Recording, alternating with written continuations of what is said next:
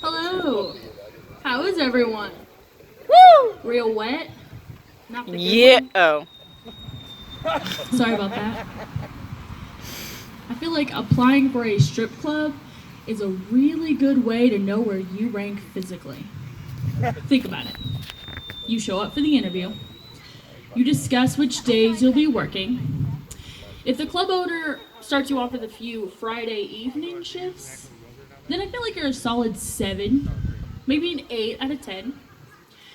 If he strongly suggests that you only work Tuesday mornings, like he did with me, then perhaps working in a dimly lit restaurant is best. Does anyone in the crowd have a crazy ex? Yeah? Someone raised their hand really high in the back. Now, was anyone the crazy ex? Okay, well, someone raised their hand a little, but that's good. It's good to be self-aware. Well, I was in a relationship with a guy who eventually wanted children. He wanted to be a dad ever since he was a little kid, and I had no interest in being a dad. One day we were trying to decide which anti-baby route we wanted to go by, and his suggestion was, let's just go with nothing and see what happens. No, thank you. I'm not trying to play spin the wheel for a family. I'm not here to play semen Russian roulette. Needless to say, plan B was my plan A that night. But I'm trying to put myself back out there. But I feel like my dating life is as successful as a stay-at-home mom in her jewelry making business. Has anyone ever caught the eye of their crush while projectile vomiting? Because you can't come back from that. True story. But I've been trying to watch a few more makeup tutorials because makeup, it can be great. It can change your face into a different face. But I understand that it can be deceiving. Because guys, you don't know what you're going home with. You could take home a 7 and then wake up with a -1. That bitch can go from a Jennifer Lawrence to a taller Danny DeVito in minutes. I don't really know how to do the contouring of the face. I feel like it's a lie that you wear. But with a little bit of mascara and a little bit of eyeliner, guys, I can go from a 4 to a solid 4.5. It seems like being a ginger can be tricky. I feel like a lot of the women are gorgeous with copper hair, cute freckles, a raspy voice, and the men are Ron Weasley. The other day, I walked past a redheaded gentleman. His level of attractiveness was similar to Ed Sheeran. As he walked past, he looked at me and he nodded and he goes, "My ginger," and gave me knuckles. And that is the closest I've ever been to being a part of a game. Back before social media or Tinder or a third thing, a lot of people had to meet each other who were within their radius, the old-fashioned way. And usually that was through church or through school or the brothels. But meeting new people now is much simpler. No longer do you have to go up to someone and say, "Hi, I personally find you physically attractive, and I would like to get to know you better." All you have to do is find them on Facebook, go to their profile picture, and respectively comment, "Nice titties," because that's what you get in 2018. I feel like we all try to adult to the best of our abilities, but a lot of us miss the mark by like this much. I'll go out and have a few drinks with my friends. We'll go out on a random Tuesday night. I'll have like 1 or like 6. Suddenly I become one of those girls that yell drunk compliments at other girls in the bathroom. And I'm very passionate. I just want to tell them how beautiful they are. So what I try to say is, "Girl, your hair cascades down your back like a beautiful fairy tale wedding."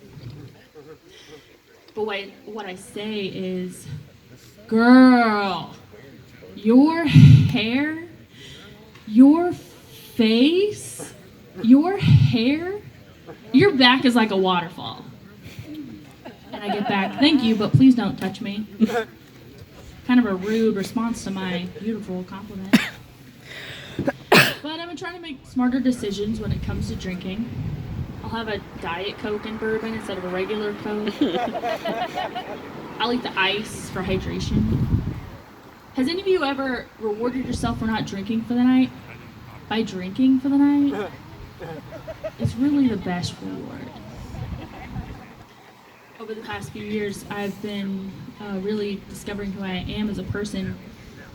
I used to be one of Jehovah's Witnesses, and one of the biggest statutes of that religion is the inability to celebrate birthdays and holidays.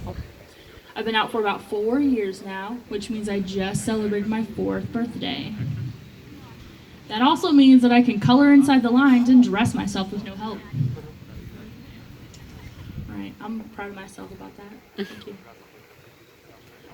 But I've also been able to discover the absolute exquisiteness of certain holidays.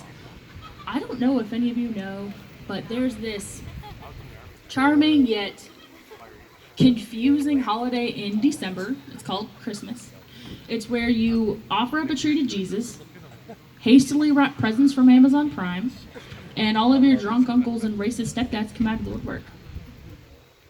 Me and my sister, we go all out for Christmas. We put up beautiful Christmas trees everywhere. There's festive music playing at all times. There's a 24-hour Santa that we hire to chill in our living room. It's such a magical time for us. The presents that we wrap is just the joy stolen from us from our childhood. That and Applebee's gift cards.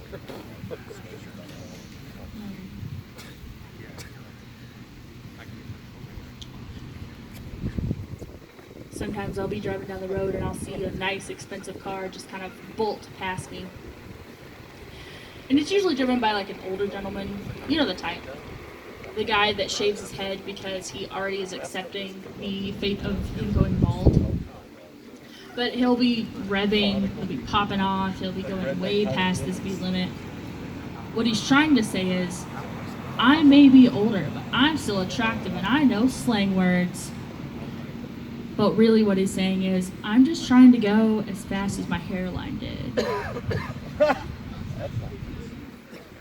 I work in the service industry, I'm a bartender, and usually there are 2 types of people who work in the service industry. You've got the ones who are going to school, trying to better themselves, and then you've got the ones who are stuck on that path because cocaine is just too delicious. I work with a guy, he's a pretty heavy drinker. We'd all go out as a group. He'd get irrationally drunk, shout false things about his dick, and then we'd all get wildly uncomfortable. It's just how the night went, all the time. On one of his drunk excursions, he decided to show me something that every girl in every fairy tale wishes to see. He showed me a dick pic. And it wasn't even anything to be prideful over. It was a 4 out of 10. Even it looked like an alcoholic.